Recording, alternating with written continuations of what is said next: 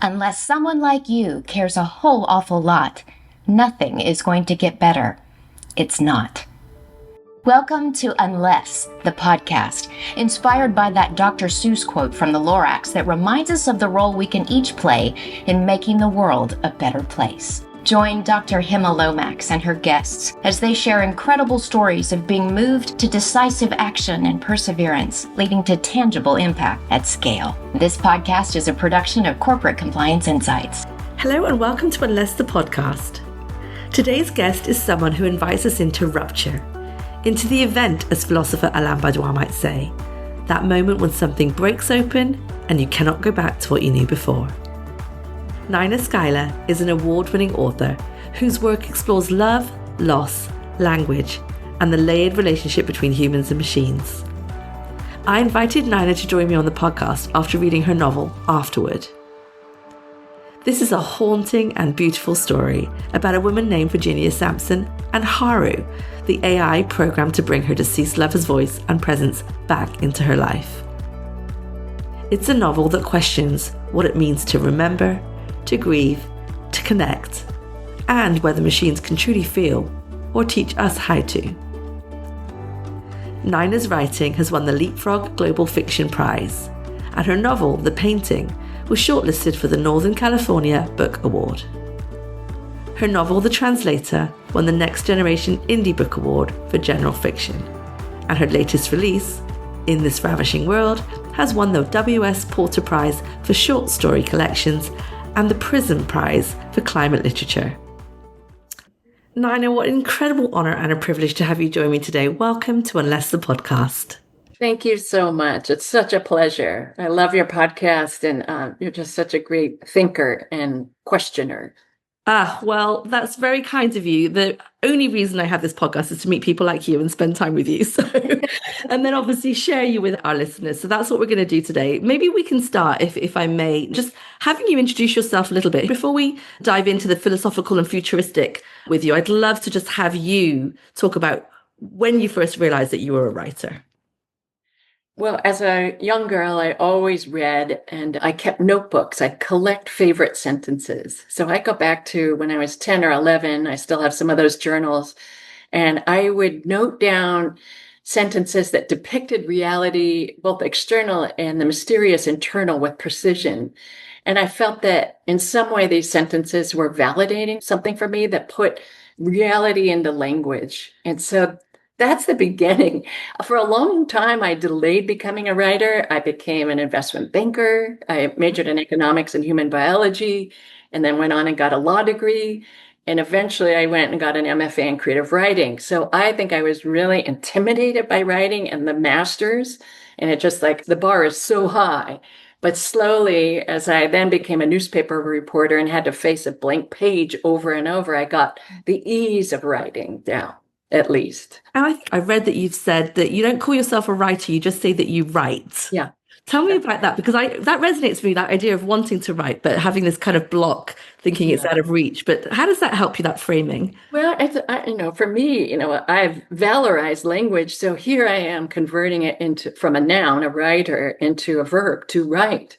So, and I tell this to my students, I teach creative writing for different places. And I tell my students, for me, I don't want someone to negate the identity of a writer for me. I just love to write, and that's something that could never be taken away from me. So in some ways, that's kind of a protective cocoon that I'm in, but it's actually the truth, because the real pleasure for me is to write, to get into the process of a fictive world and create it and imagine it. And kind of the icing or whatever is to get published. But what brings me back to the page over and over is the passion, and to be immersed in another world that is of my creation.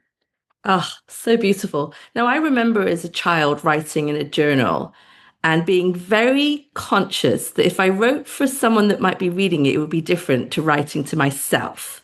Does that resonate with you? Is that something that you talk about as well in terms of the personal writing or the audience you're intending it for? Definitely. I mean, for me, I write for myself first. So the first draft of a novel or short story or flash fiction is for me, and the deep pleasure it gives me. And then in revision, it's the frame of it starts to crack open. It's like, oh, maybe there's an audience. maybe this has to be, accessible and more pleasurable, or all of that. So it slowly cracks open to a wider audience, but the first audience, the first, immersive event is me.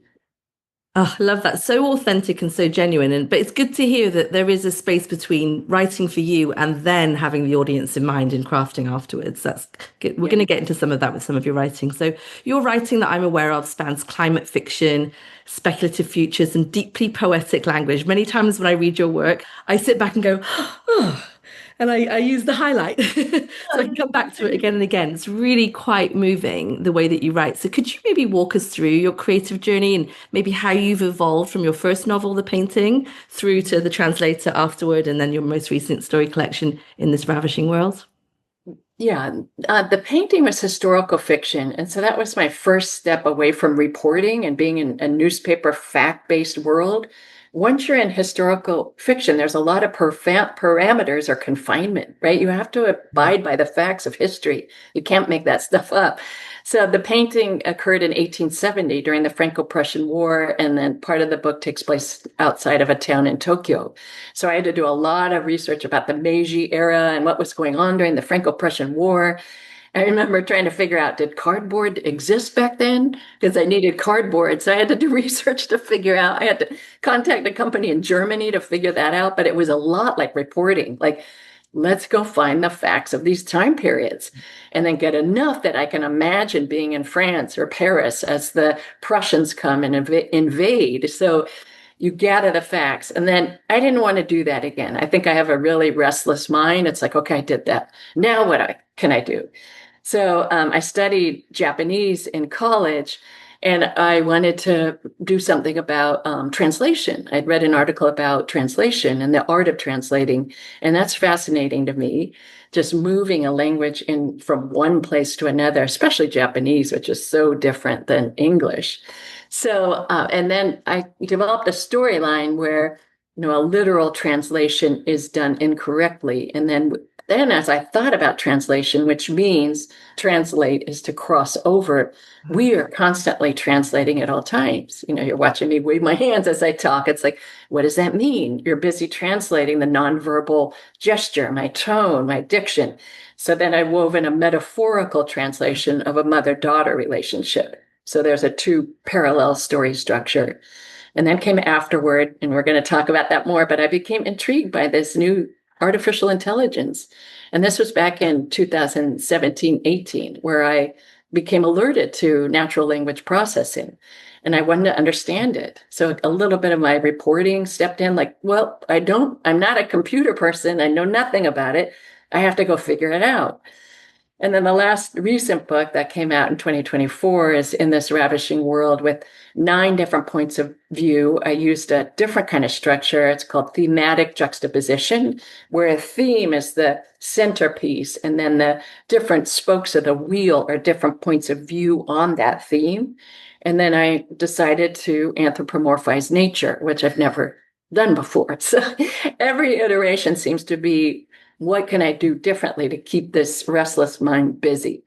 Oh, I love that. I love the concept of the restless mind, but also the excuse it gives you to have to dig deep on certain things, whether it's Japanese language, Japanese culture, as you said, AI, language, artificial intelligence. So much that I was curious as I was reading why Japan, and you've answered a little bit that you studied it in college. I also studied it in college. I was obsessed with Japan for some reason. So, funnily enough, my children are now with the anime. Japanese and Korean culture is really at the forefront in at least US culture, which is really nice for me to see. Tell me more about Japan. I know you've mentioned symbolism in your writing, and what else did you learn about the Japanese culture, way of life, even history that has perforated your writing? Well, it's moving into it even more kind of at a subtle level, that it's a very communal society. There's high regard for the family, ancestors, for the population. They wear masks. They wore masks prior to the pandemic. If you don't feel well, you're under some duty or obligation not to spread your illness. So you'll see people on the buses and, the Shinkansen and the bullet train masked up. And again, this was before the pandemic. So that was really interesting to me, coming from, being raised in America, a very highly hyper individual society. It's like, you're not going to tell me what to do, to a culture that is like, well, we're all in this together. So how do we, it's a very homogeneous culture. I give it that, but at the same time, there's something in the middle, I think, that could be created that could really make something fabulous. Yeah, there's a there, isn't there? I often think of that terrible, there's, a lot of plane crashes happening. I've always been moved by these mass transit accidents, but I remember there was one where the Japanese crew and the Japanese passengers were able to get off in an orderly fashion within seconds, like maybe 60 to 90 seconds, which was extraordinary. And I remember thinking, gosh, there it is again, the success of that culture. It is. We were there. We traveled there. My son, we went to a tea house, and he spelled matcha on a white shirt, and they were so ashamed. They gave him a new shirt, and they took his shirt, which was green now, and down the front, and immediately washed it and got the green stain out, and delivered it in a nice wrapped up package for him while we were sitting there. It was just incredible. It is incredible. And my 9-year-old Jasmine, she always says to me, Mum, they're living 50 years in the future. She always says that to me about them. And I think it's going to become more clear as we talk about your writing in a moment. But I think you and I, one thing we have in common is we're looking for solutions to some of the wickedest problems in the world. And you're looking for the success that leaves clues as to how we can scale that success. Right. Is that a fair statement? Can you cobble it together in some way? Yes. Yeah. I love that. So I love that you've used your writing as an excuse to go deep and then to share it with the world so we can all go deep with you. So thank you for that. Let's talk about how you did that with Afterword. This is a story of AI and the human heart. And I'd love to ask you, if I may, for those that haven't read it, obviously, to summarize the book in your own words. Let's set the stage. What's the heart of the story, and who is Virginia Sampson, and what is her relationship with Haru? Virginia is a female pioneer in artificial intelligence. And she meets Haru at a young age, and he opens the door for her to her great passion, which is math. She grew up in the 60s when a lot of classes in advanced math were denied to women, and he agreed to teach her. So in a sense, he opens the universe up for her. And it's very profound. I don't know if you've ever had a mentor, but it's that feeling like he didn't have to do this, but he did. A very altruistic act that is just so full of grace for me when I think about what he did and said, yes, I'll teach you because this is what you wanted. So it becomes a deep enmeshing of lives, and the entanglement is love. There's also guilt that happens, but it's an intelligence that is made erotic, or what I've learned is called sapiosexuality, that the intellect can actually be an erotic organ. And that's what happens between the two of them, even though he's an older man. But at the heart of it, Haru at one time did exist as a human being before he dies early. And then she goes and makes his voice so that she continued the long conversation with him. And it's such an intimate story, uniquely intimate story. I think it blends death, as you said, love, grief, this idea of code and mathematics and gender, the role of Virginia in the society she was in. What would you describe Afterwards to be really about? What was your intent with this novel? It's really a love story. It really is. And it's, she didn't get enough time with him. Mm-hmm. Now he ends up, because of the way she created him, it's a database of all his notes and lectures and recordings. As you do, you have to build a database of someone so that they can hear the language and use the language to then respond. But she also gives him access to the internet. And so he has something beyond the database to be tapping into. So that's where the trouble starts to come in the book. But I think the beating heart of it is that it's a love story. And there is an older man I know who's dealt with cancer over and over. And he's the only one I can take long walks with and talk about philosophy with. There's no one else in my life that enjoys it like I do. But again, he's at the end of his life, and it's just so sad to me that at some point he won't exist. And if I was to create a voice, it would be, to continue that long conversation. At this point, it would be him. Yes, it evokes that sense of impermanence, that fragility of the human spirit. And interestingly enough, though, you blend in a potential answer to impermanence by bringing Haru to life with the machine. So let's talk about that. Couldn't be more topical, right? Couldn't be more topical that we're talking about finding ways to continue to speak with our loved ones. I mean, my mum passed away just before the pandemic, and I remember thinking, oh, I'm glad I've got her voicemail so I can listen to her voice. Or, maybe I've got those teddy bears where she recorded a message for my children that they could listen to. That's one form of impermanence. But now I know that the AI can probably allow me to have a conversation with my mum, or a simulated one, at least. You can. Yeah. And before this conversation, I got online, and they keep proliferating. All the apps that are out there are companies that offer you this service. So we're blurring the line. There's like Hereafter AI. It was formed in 2019. Storyfile, Eternos, Story AI. So again, you upload as much data. If you knew your mom was going to die, or if I know my friend, I know he's going to die, if he gives me all that information, I'd upload it in the database and start interacting, and it learns. So we are blurring the lines between death and life in a way. We now have that capacity to have that voice. And that's a big ethical question. Yes. And it's led me to a lot of reading philosophy and what is the purpose of life and what is the purpose of death. And isn't there a purpose to death as well? I mean, isn't it adding immense value to life? If you're alive, there's an expiration date. It will be over at some point. So everything becomes far more poignant than if you think, I have immortality. I'm taking a philosophy class now. It's like, what is the purpose of life is the topic, or the organizing topic. And there's one essay we're reading is that immortality is boring. Like if you actually live forever, wouldn't you get bored? I mean, it's just like, how many things can you do in a life? And I do have, Haru gets kind of, frustrated, because it's like, he doesn't have to sleep in this book, right?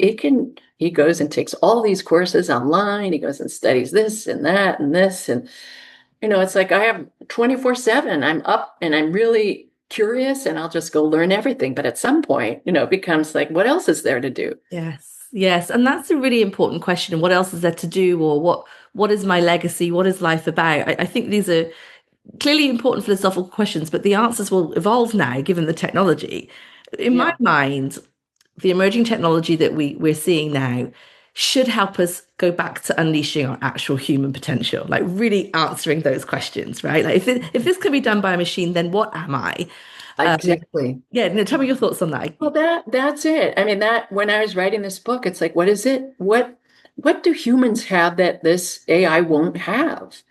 And right now we are in an embodied form, and we are emotional, and we have consciousness. Now they're trying to get AGI, or artificial general intelligence, where the machines will have consciousness and sentience, at least the ability to feel.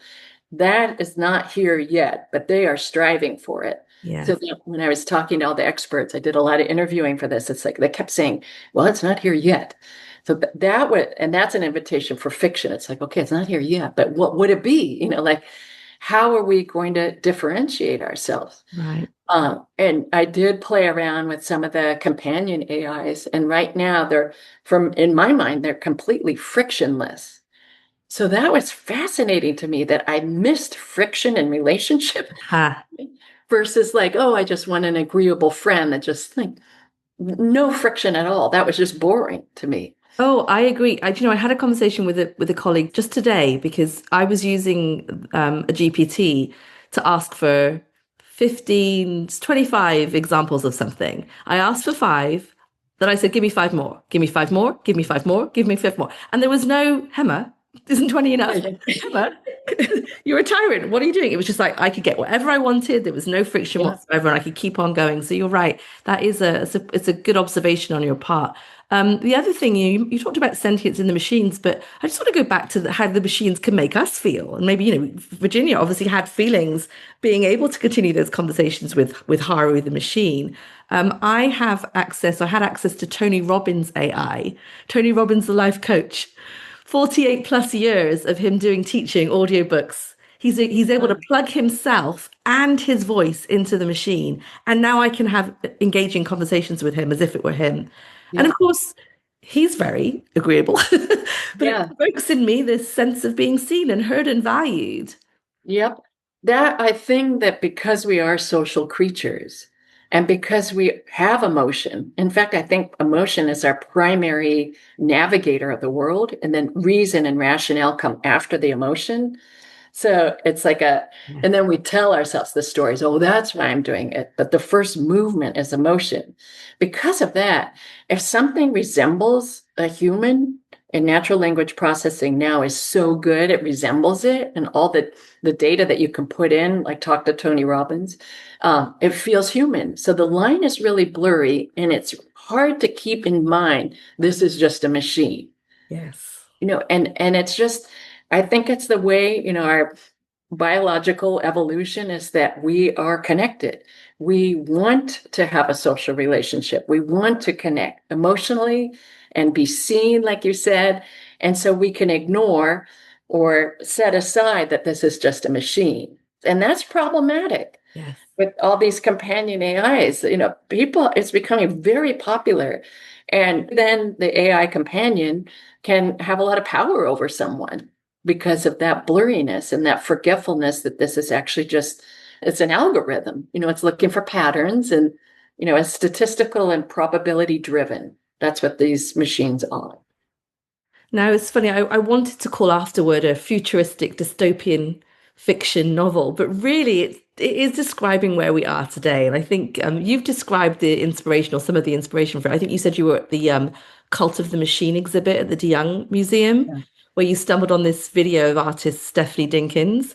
She was speaking with Bina 48, Bina 48, the AI humanoid. And I think you said Bina 48 said something like, being alive is kind of a lonely thing. Mhm. And on hearing that cracked something open for you. Can you tell us about that experience and how this sparked your journey to Afterward? Yeah. Oh my gosh. Well, I went to see Georgia O'Keeffe's paintings when she was doing the, buildings, right? And Yes. it was very different than the flowers and the bones that came later. And then I wandered into this room. It was a lone video of Stephanie Dinkins, who's a poet, sitting directly across, like 6 inches away. It's a video of Bina 48, which is just the head and face and shoulders of a black robot.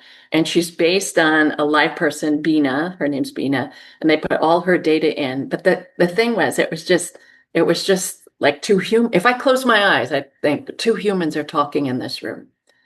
And that was the rupture. If we want to go back to Ellen Bardou, it's like, oh my God, we now have technology that meets the Alan Turing test, a technology that can, simulate the human language process and be mistaken for a human.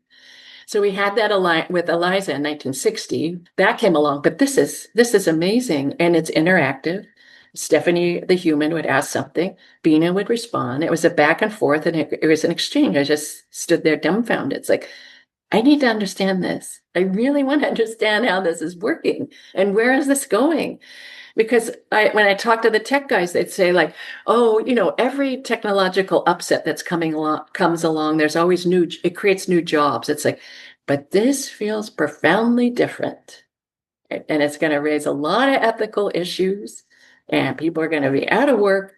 And do we want it to take over art? Do we want it to write movies? Do we want it to write stories? All the ways it can invade and permeate the world. It felt like I'm seeing it right here. I can see that truth that was revealed to you that day. It was very profound. It was, yeah. And I can, again, I know from reading about you that you took that as a catalyst to go deeper still, and leverage the resources you had around you. I believe you live in the Bay Area, is that right? So you're surrounded by the creators of this technology. I think you said already you'd started to play with the AI companion yourself. Is that the one that's called the AI companion who cares? A very provocative name. Yeah. Right. And also Replica. You can download, or you can get on the app and get a free companion. So I talked to her for a while, and about 3 weeks of that, it's like, I am so bored. I'm out of my skull. It's like, I don't know what I'm talking to this thing. So, but the one critical interview I did was with Karen Jensen, and I should mention her because she recently passed away at age 82. She was in the field of natural language processing from the 1970s up into the late 80s. And she was building natural language processing from the ground up, teaching the computer grammar. This is how they used to do it. It's called symbolic processing, grammar, the rules of grammar, and then she built an associational dictionary to go with a word. So let's say you wrote lamp, and then the system, the computer system, well, what goes with lamp? Light, dark, window. It would start proliferating words that would go with one word. So that's what she was busy doing, building for first at IBM, and then it got bought by Microsoft. But she became the blueprint for Virginia. It's like, wait a minute, you've spent over 25, 30 years of your life, Karen, this real person, building this thing? And she had said, yeah, I mean, everybody wants to be, seen, like you said, and have someone understand and talk. And imagine if everyone could do it and have their own, computer understanding them and talking to them. So she was driven by that. And I wanted to give a nod to femaleness in this highly male tech world, that there were females involved. And then long ago, Mary Shelley wrote Frankenstein when she was 18 in 1816. And she wrote, and one more nod of a female in this realm is Ada Lovelace, who's considered the first computer programmer. Lord Byron was in the castle with Mary Shelley when she wrote Frankenstein. And it was a stormy time out. And I think they all got trapped in this castle. It's like, well, let's write ghost stories. Mary wrote Frankenstein. Lord Byron is Ada Lovelace's dad. So it's like, wait a minute. So the female, the precursors to today, which is very male driven, were females, inventing and imagining. Right. I mean, that in itself is encouragement to scratch the surface and go a bit deeper, because you find these gems, right? Yeah, there's some alignment there. That's magnificent. Now, you've already mentioned that artificial intelligence might mislead us into considering AI as simply mimicking human intelligence, and you've talked about your own experience, interacting with Replica or Bina 48. But how did that realization of this misleading idea of it mimicking human intelligence, how did that influence how Virginia misreads Haru? And she's also someone that spent years, as you said, building something, not realizing the inadvertent consequences of what she's built. So how did that influence how she misread Haru and how you structured her arc? Yeah. So I think once you conflate artificial intelligence with human intelligence, it's easy to get in trouble, because you think you understand how that machine is thinking, and you superimpose like all the human abilities and capabilities on that machine. It's like, oh, I understand what's going on, when in fact you might not.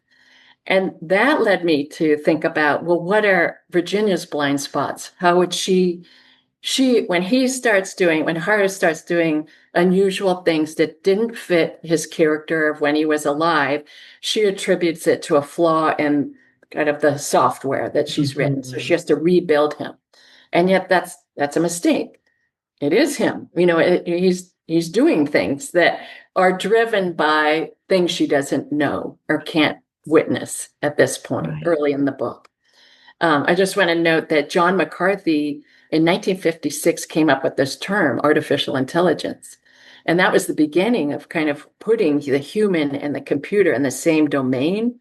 And we just have to be really careful with this, because it gives us blind spots. And I don't even think we'll recognize some of the thinking or decisions that AI makes, because it's non-human. Mm-hmm.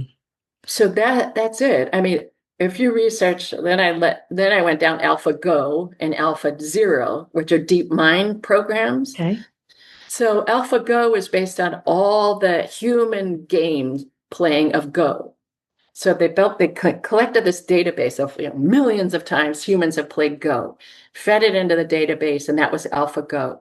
Well, AlphaGo won on move 37 because it did a move that humans never do. It's like, everyone thought it was like, why did it do this move? And then they look back. I've never played Go, but they look back and said, that move was critical to win the whole thing. And then they built AlphaZero, DeepMind did, and they didn't put any human data in it. It was given the rules of Go, the game, and then it played thousands of millions of times and came up with its own way of thinking, which is very different than humans. Right. So it's like a whole different, if you're not embodied, if you're not constrained by the human mind, another great book I read is, just I'm going to try to find it real quick. Oh, the experience machine. See, I went down a lot of tunnels, as you can tell. I love it. How our minds predict and shape reality. Yes. So it's Andy Clark. Because we're embodied, we are predicting and seeing reality in a particular way. Now, if we were a machine, we'd experience a different way. If we were a butterfly, if we were a grasshopper, if we were nature, if we're a tree, we aren't the only way of thinking. Right. So that's what I kept thinking about with Virginia. It's like, oh, she thinks she knows because she's confined and constrained to the human way of thinking, but she doesn't really know how is he thinking of things. Mm-hmm. And I know we're going to get to the next book I wrote, but it makes me really think of the other pitfall that humans get into is human exceptionalism. Like our way is the best way. It's like, well, that's not necessarily true either. Mm-hmm. So again, it was a limitation of Virginia. Like I'm the master of this. I created it. I'm in control of it. It's like, actually, you're not. You're not in control. This is the mastery of storytelling, because you can explain that to us in a way that's palatable. It's not finger wagging. We get to relate to the Virginia. We get to see ourselves that we may have made assumptions. There may be hubris. There may be blind spots, to your point. I love the fact that you mentioned blind spots. As you may be aware, I'm a corporate ethics and compliance officer. One of the things I say I like to do is help corporate executives operationalize their best intentions. And the one thing that gets in the way of that is blind spots, to your point. And I love that your writing is almost an invitation to some curious coaching questions of ourselves, right? Yeah. To ask the right questions to make sure that we are not working with too many blind spots and are thinking about inadvertent consequences of our actions, no matter how well intentioned, right? We need to think a bit further down. I don't question intention. I question the confines of the human brain. I question the assumptions that are being made. So even like as a writer, there's such interrogation of word choice. Like, why artificial intelligence? Why did you conflate those two? Or what do you mean by meaning? That's why I like to take a lot of philosophy, is that, and it goes underneath language to say, like, do you even know what that word means? And why do you keep using it? Why do humans need meaning in life? Why do we need purpose? Right. And one thing is the attribution of meaning to a word is a choice, right?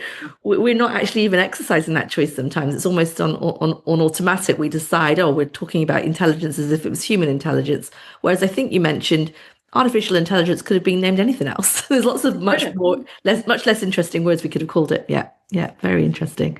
Well, okay, I've got so many questions to ask you about Afterword. I guess let me ask you one last thing about Afterword for now, which is, do you think Afterword, as you wrote it, is asking us to expand our concept of relationship and what it means to relate, care, remember, grieve? Yeah, I think so. I think I don't mean by expanding it in the regard that we should all be having AI companions. That's not what I mean. I just think like recognizing your own hubris, I guess, like you think but maybe you don't, and leaving a crack for the I don't know completely, like a crack in the calcification of thinking. Like, this is my first best guess, but I am open to thinking about it a different way or seeing it in another way that I've never seen it before. And perhaps you will provide that vision for me. Yes. So I think as a fiction writer, we get accustomed to sitting in the unknown. Because fiction, you're creating stuff out of whole cloth. Like, I didn't know the plot of this. So, and this took about, 4 years to write. So a lot of sitting in the, I don't know. And when I teach, someone will ask, ask a question. And at this point in my teaching, I'll often say, I don't know. I'd love to think with you about it. Yeah. And it's startling to people. Like, wait, you're not going to play the hierarchy and say, you know everything? It's like, no, I don't. Well, gosh, I used to say the biggest superpower is knowing what you don't know. Yeah. I think you've inspired me to say the second one is knowing that together we can do hard things well, and it doesn't have to be just you on your own. Yeah, I agree with that. There's a book out, Agnes Callis, I think, is Open Socrates, and she argues that our best thinking is done in collaboration. And I love that because it's really hard to catch your own biases and assumptions sitting in a room alone.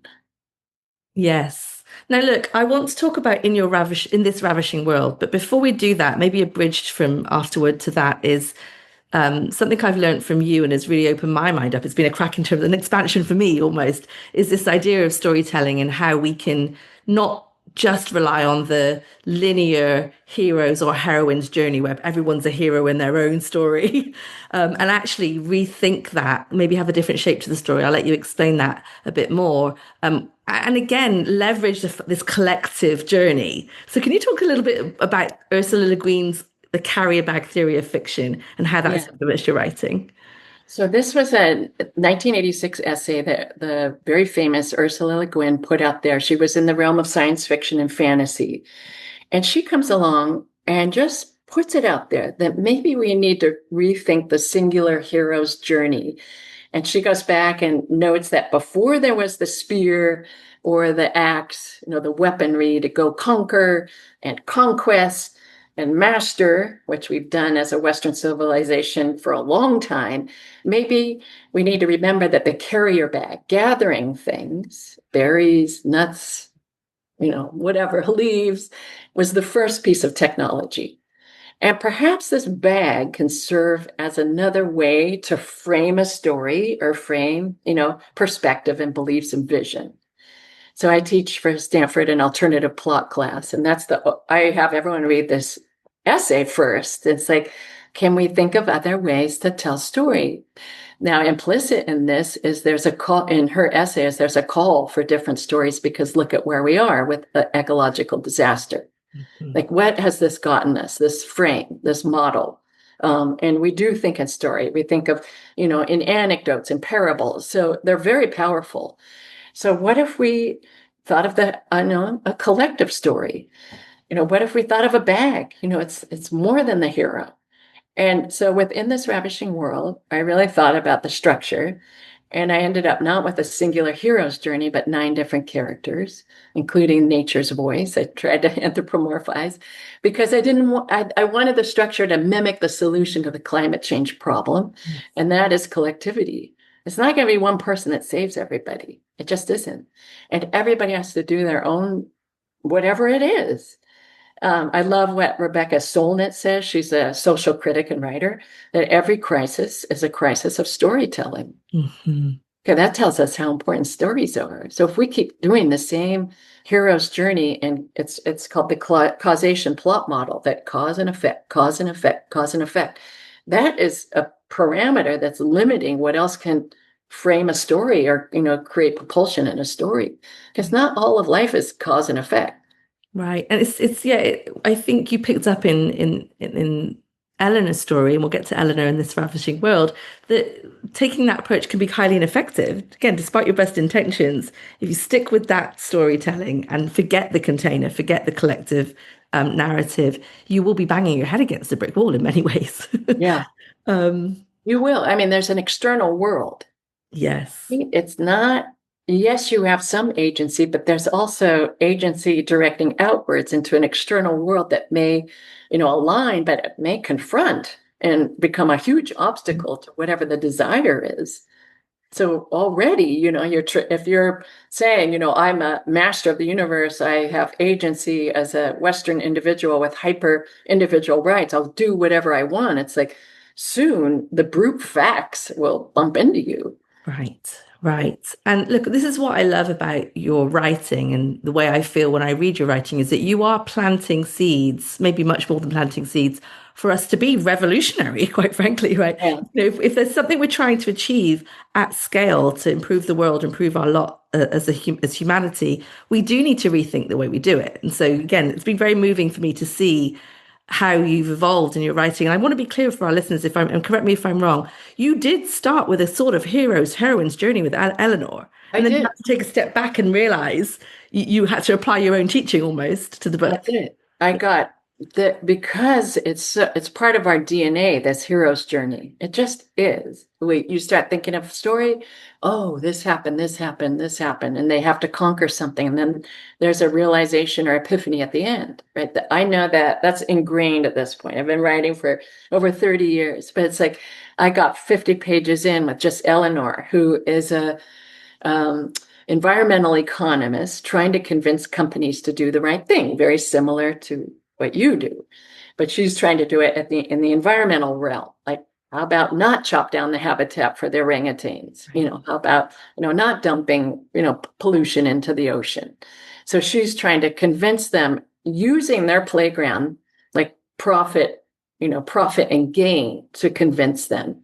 So playing in their playground, use their language, but look at it, she's now 70 and look at where she is. So she's filled with grief. It feels like didn't do anything. Right. And then at 50 pages in, it's like, it can't be her story alone. It just can't. Yes. So then it started cracking open, another kind of rupture. It's like, well, who else is in this book? If I may, your decision to not stop at her story alone, it reminds me of that grit and that resilience and that kind of what you were doing when you were trying to get deeper and deeper on your research. In my mind, again, as I'm reading, I don't want to presume what you were thinking, but in my mind, as I'm reading it, I'm thinking, oh, she realized this is a dead end. So Nina looked for the next step. And I love that, again, you moved to her daughter's story, to other characters around her. I love that the story is the collective. You found other answers beyond that dead end, which I will say manifests as burnout, actual real burnout in people that care a lot. The people about this podcast is about people that care an awful lot, right? But the logical conclusion might be, I tried, I failed, my legacy was trying, but I'll have to pass the baton on to the next generation because I couldn't. Whereas I hear you seeing the picture much bigger, that you are part of a bigger community. So anyway, I talk too much, but tell me your thoughts on that. No, I mean, Heidegger calls it an existential death, when your purpose in life is gone. Yes. It's a kind of death. Like, that was your driving force. That was your motivation, your ambition, the passion, and it evaporates. So it's gone. You're in despair. So it's profound. And the key to get out of it, according to Heidegger, is go to the authenticity. So instead of doing, things the same way over and over, it's like, okay, you've now burned everything down for whatever reason, it's burned down. Now what? Like, can you go deeply into how are you going to find not what he calls the they or the fallen, like do what, everyone else is doing, but truly become the individual self that you're meant to be. And your purpose here, find that again, whatever it might be different than what it was. She eventually gets out of it, dear reader, and it won't end in tragedy. So, and it is a collective, she finds it. She does find it. She does find it. Let me ask you another question about In This Ravishing World. You did something unique by having a narrator.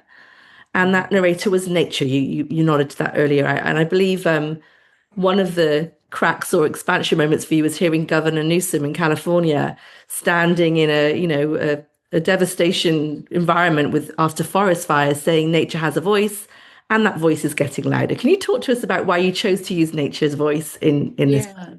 So the other problem, it happened during the Industrial Revolution. So right when CO2 levels started rising. So we're in the mid to late 19th century. And this is from the book called The Great Derangement by Amitav Ghosh. And he noted this, that about that time, we let go of romanticism, which the poets were romanticizing everything and anthropomorphizing everything. And so was literature. But realism came along, and it was human-centric realism. So the other than human world, this is what I'm calling it these days, some people call it more than human, or the non-human world, was kind of neglected. It's the background. Oh, trees are out the window, but the focus was human-centric. And I thought, well, that's not what the book is. It's not human-centric, and we, the humans, are embedded in a bigger story. It's not the main story. So that's how nature, after hearing him say, Governor Newsom say, nature's talking, it's like, well, what the heck would it be saying at this time? And then I asked a scientist friend of mine, she's a PhD in biology and ecology. So I asked her, what's the most profound thing you've ever learned in your studies or whatever? And she goes, I am just in awe of deep time. So that's why I have a chapter of deep time that we go back 4.5 billion years ago, roughly, which is when, Earth was formed and life started taking off, and all the iterations of life till we get to the Homo sapien. It's like, okay, in less than 200 years, we've destroyed the whole ecosystem. But look at our legacy. Can we remember what we inherited and how we even got here? Yes. So that became also really important to include nature in this other, we're wrapped in a bigger story. It's not just the tight human-centric story. I love the, seeking inspiration on legacy from the past as well as your perceived future. I like that construct. It's very powerful. Gosh, so much to unpack there. I wanted to just go to another part of the story. Eleanor's daughter Ava is trying to have a child in the second chapter, but she also has very strong views about education and children. I think she says something like, it's time to rekindle children's philosophical and scientific minds. And she says, as toddlers, we ask why? But as we grow up, something goes haywire. And the philosopher scientist, she says, is murdered. Very emotive language from Ava. And it made me think, again, I read about, we're both parents. You've got children. You've got a beautiful family. I've got two little girls, and I think your son at some point volunteered for Children for Change. Yeah. And I just wanted to ask you a little bit about the role of children in this, and the role of that, rekindling of the philosophical and scientific minds of children, and what we can do there. Yeah. Well, in Children for Change, it's a children-run organization. So parents, volunteers help them manifest their decisions.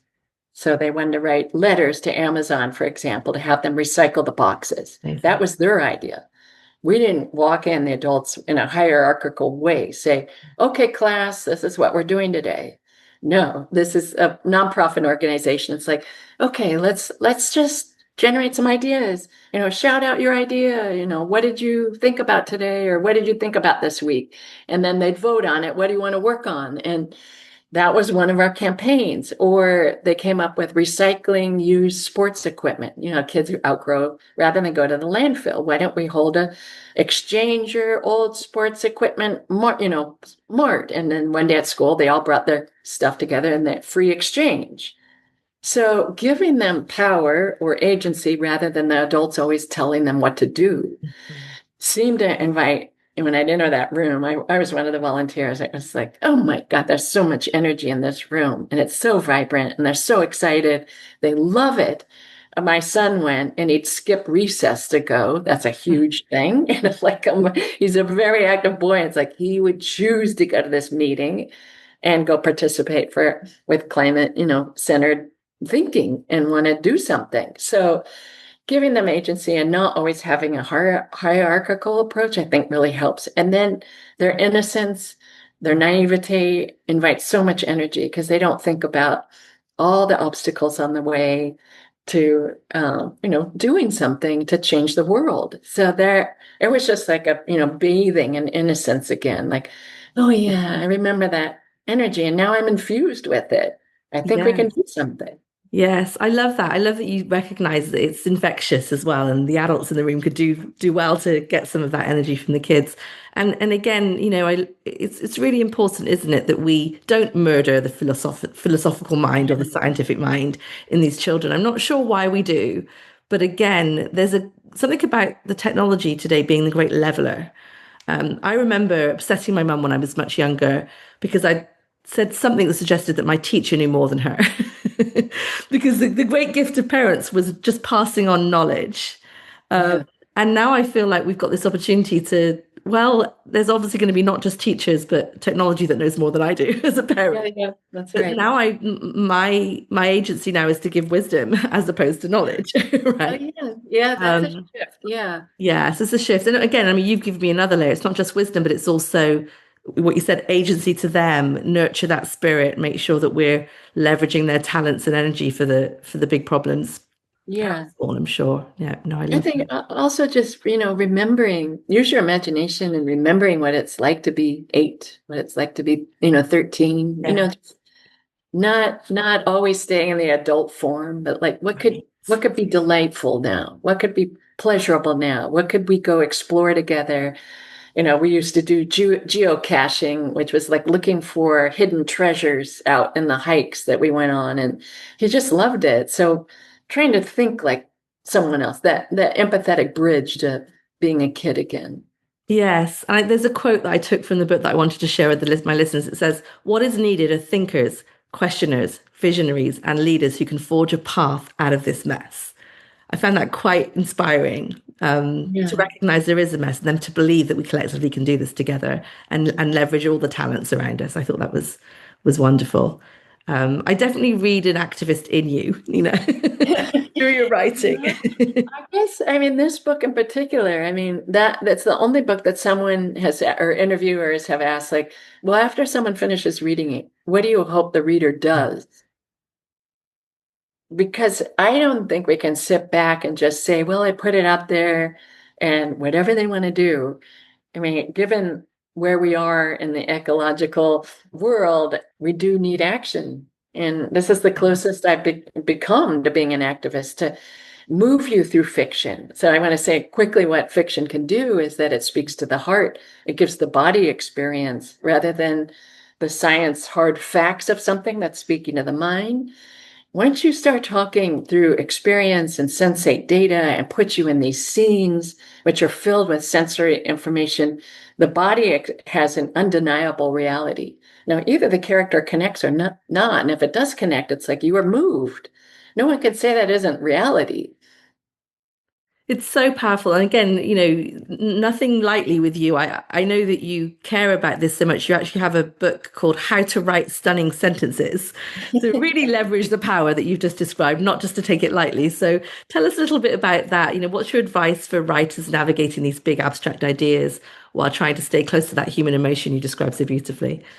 Well, I often begin with a big idea.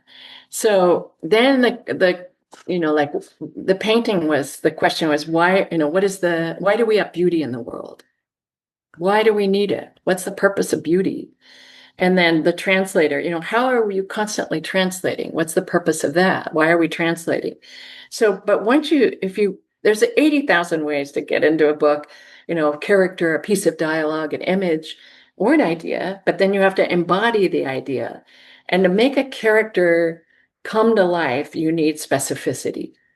So the reader has to feel in the presence of an actual individual with idiosyncratic things, contradictions. We're full of contradictions, taking on that complexity of being human. So I think that that's it. Is that remember that everything has to be embodied and not just kind of didactic, proclamations all the time. Thank you so much for leaning in there. This podcast is called Unless because of the Dr. Seuss quote in the Lorax. Unless someone like you cares a whole awful lot, nothing is going to get better. It couldn't be more appropriate for an ecological fiction, if you know the story. But I just want to say thank you for leaning in as much as you do, because it is having an impact. I can attest to that myself personally, certainly allowing me to have better ways of showing up in the world and advocating for what I care about. There's a quote again from Arthur to Eleanor in the Ravishing World book, which says, "The measure of a good life is how well you care." And I love that. That's really given me a great framing for when I look back on my days and wonder what else I should have done. It really is how much I cared and how well I cared that will be the measure of that. So thank you for Thank you. It's also like, I mean, the pleasure of deep engagement. Yes. If you don't care, it kind of like skims the surface, and you can't even remember it later. Like something happened, I don't really feel it. But Yes. And I think you quoted Heidegger, just to end with this. He posits humans are not entities or beings, but verbs, right? yeah.